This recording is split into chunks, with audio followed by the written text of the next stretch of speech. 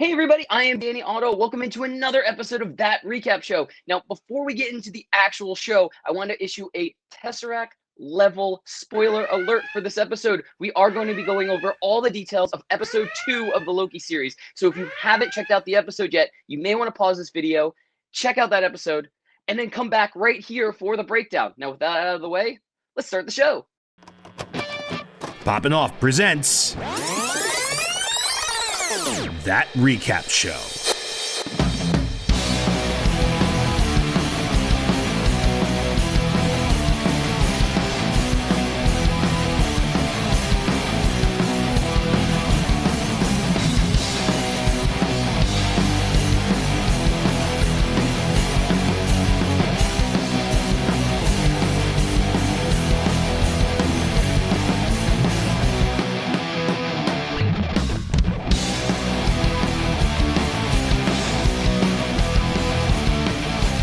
All right, welcome into the show. Now, joining with me this week to give a very unique perspective on time variance and just episode 2 in general, first time guest of the show, it's our very own Danny Time Variant. Hey, good to be part of the show. Glad to be here. It's been an interesting ride.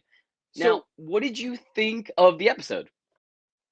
Oh yeah, of the episode, I really liked this episode. We got to see more about time variance. We got to learn a little bit more from Miss Minutes. We got to see Lady Loki. I think everything's really cool. I like this a lot. I'm gonna give it 9 out of 10. I think it's really good. All right. This is getting too weird. Having two of me is just too many. I'm sorry. You're gonna have to go away. But thank you so much for the recap. Joining with me for real, it's the one, the only #Tim Pratt. Hey, what's up, population? It's good to see you. Thanks for having me, Danny. Let's get a little bit of a recap in here before we get into some big takeaways and predictions. I know we're very excited about the predictions after this episode. At least I am.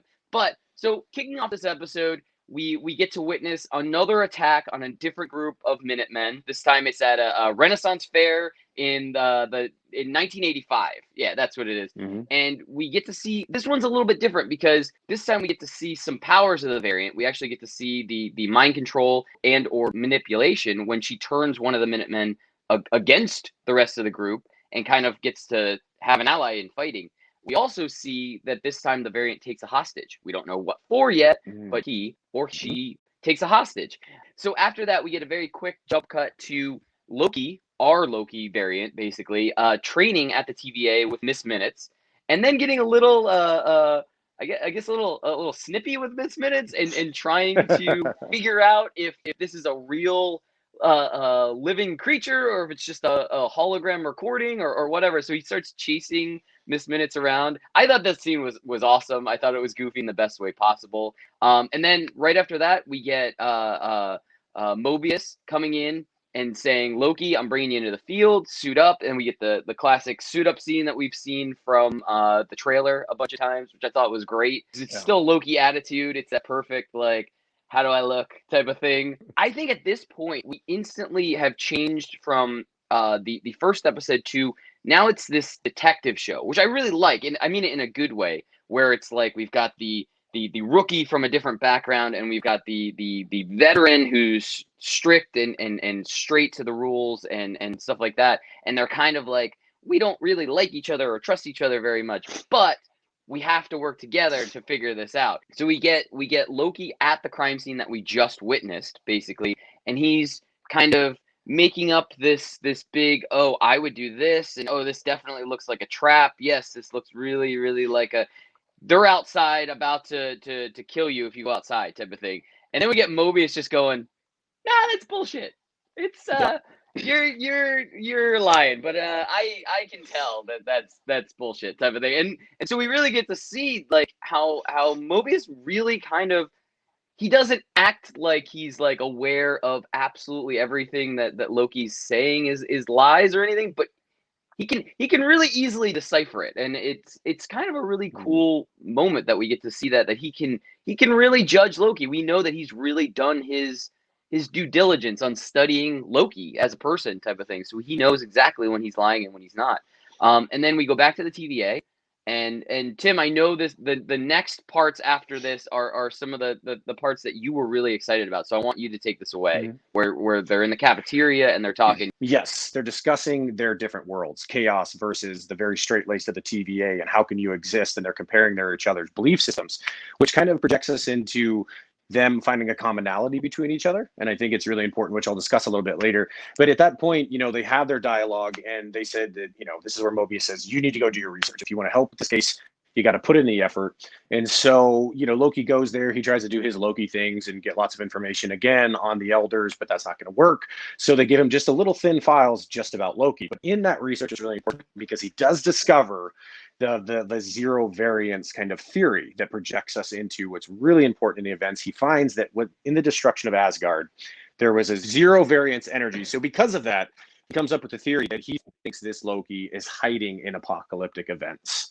And so he goes to Mobius and says, I think he's hiding in apocalyptic events, and I think we need to test this theory. You glossed over one of my favorite scenes is where he makes what he calls a clumsy metaphor, where we get this funny scene where he just slowly takes away Mobius's salad bowl, and Mobius goes, hey, I wanted to eat that. And you just see it in his face, just defeated of, I'm not getting this salad.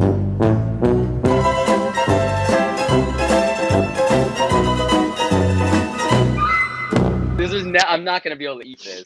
And so Loki basically makes a metaphor with the salad with salt and pepper. He's basically saying, if I went to Asgard right before Ragnarok and I push the Hulk off the Rainbow Bridge, or I set fire to the palace or something like that, but Ragnarok still happens, you guys wouldn't detect that there was any variance energy there because what was supposed to happen still happened on the sacred timeline. So really, as long as it gets to the end of what it's supposed to get to, it doesn't matter. So Mobius goes, you might be onto something, let's test it. So they go to, where else? Pompeii. And we get to see this very quick, interesting scene where Loki's testing that theory. He lets out a bunch of livestock.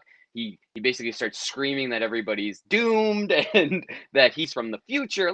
All the crazy stuff that you would hope would start to be detectable. Nothing is detected. So now they know that theory is true. Basically, they just went and messed with Pompeii before Vesuvius exploded and nothing was detectable. So what are they going to do next? Now they have to try to figure out when is this variant hiding? What apocalyptic event? And using the candy from the very first episode that we got from the little girl who had the candy from the variant. They tracked it to a convenience store. Well, not a convenience store, almost like a Walmart, right before a hurricane. And basically, I think it was in Alabama, if I'm correct. So they go to this place, and they're looking for the Loki and the variant. And anyway, it's just kind of skipping to the end. Loki eventually finds the character after we see a lot of different effects by the variant. We see the transfer of the consciousness as the variant takes over different people, also takes over the guard that really loves Loki so much. At that point, they finally see the introduction of the character, and they were stalling for time. He meets Lady Loki, and that's who the variant is. But she does give him one little snippet that says, this isn't about you. Just before she reveals the master plan, she was stalling to of time bombs that are going to automatically destroy the timelines. And I think, that's kind of where we end the episode, with Loki having one door open. She escapes. We see Mobius running in, telling Loki, no, stop, don't go. And he goes through the door, zip. Mobius says, shit. Loki's escaped. The timeline is being destroyed. And that's where we end the episode.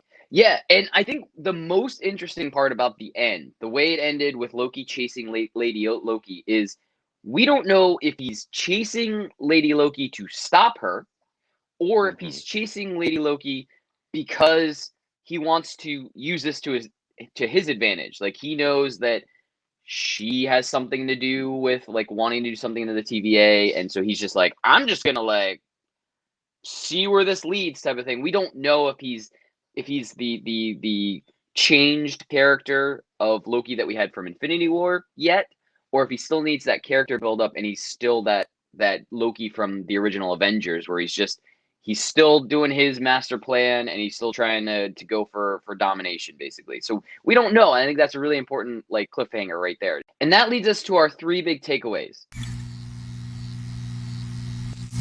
So our first one basically is when Loki wants to, he can really be an amazing asset to the TVA. In this episode, alone, basically, we saw him doing this a lot of research and a lot of study, and him basically saying, like showing that he has retained all this knowledge and coming up with the main theory to be able to track the Lady Loki variant.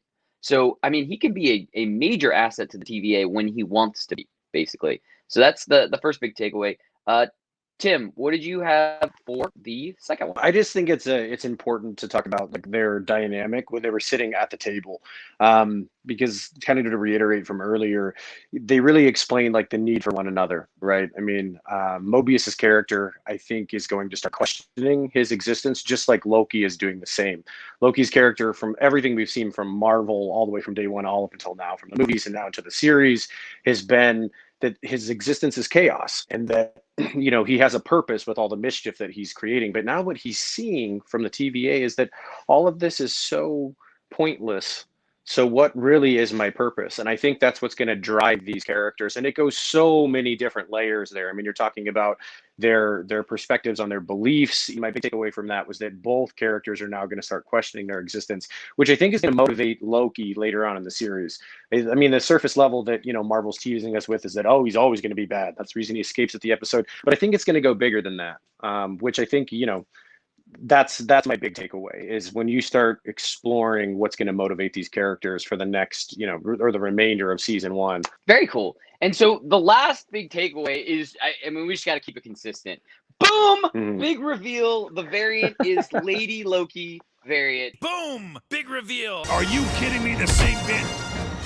And we had a big reveal in the first episode. We've got a big reveal of the actual identity of the variant that they're chasing in the second one. Lady Loki. That's it.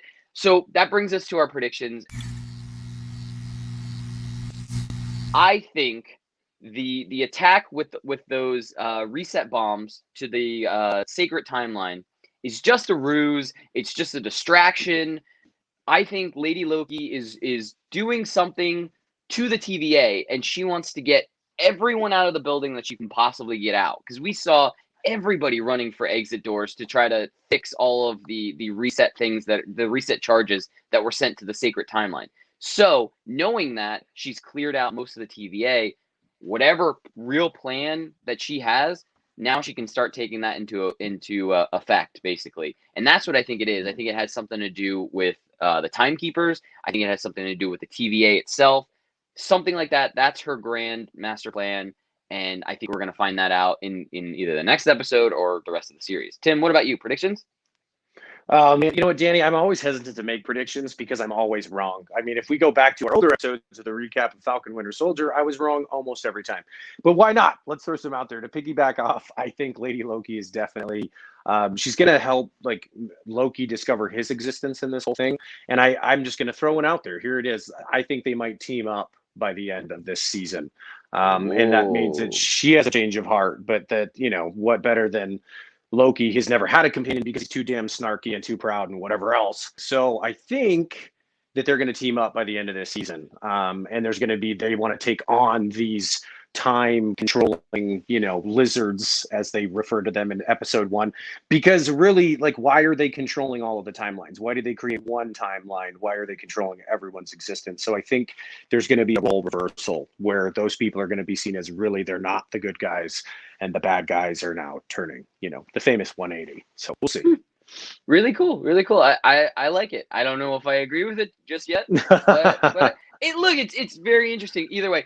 Anyway, thank you so much for watching. Let us know in the comments, what are your predictions for the next episode, for the end of the series? Do you think we're going to get a Lady Loki team up before the season's over? Let us know in the comments. And as always, don't forget to like, subscribe, and turn on notifications to hear about all of our latest video releases. Bye, everybody. Bye.